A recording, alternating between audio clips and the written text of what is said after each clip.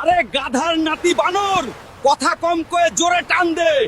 দড়ি ছিঁড়ে গেলে কিন্তু আজ তোরেই সাগরে চুবাবো। দেখছিস না জালের ঝাঁকি? নির্ঘাত বিশাল কোনো কাতলা মাছ ধরা পড়ছে। আজ রাতে তো জমিয়ে ভোজ হবে। তপ্ত দুপুরে একটি ছোট্ট মাছ ধরার ট্রলার করে সাগরের মাঝে ভাসছে চটপটে বানর আর চালাক শিয়াল।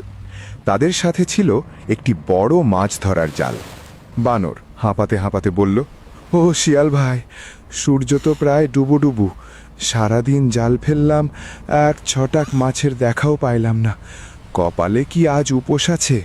শিয়াল হতাশ হয়ে বলল, ঠিকই কইছোস বানর ভাই, ভাগ্যটাই খারাপ। মাছেরা মনে হয় আজ আমাদের দেখে সাগরের তলায় লুকাইছে। চল ফিরে যাই।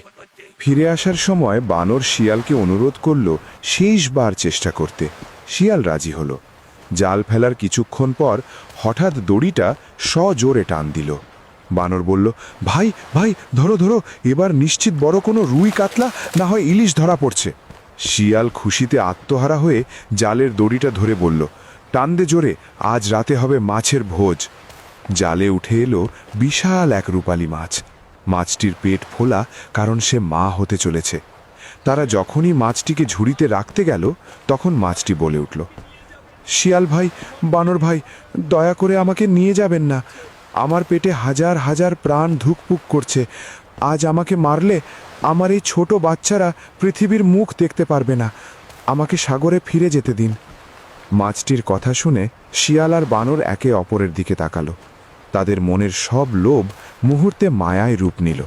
বানর বলল, শিয়াল ভাই, আমাদের একবেলার খাবারের জন্য হাজারটা প্রাণ শেষ করে দেওয়া কি ঠিক হবে? শিয়াল মাছটিকে সাগরে ছেড়ে দিতে দিতে বলল, না রে ভাই, সৃষ্টির মায়াই আসল কথা।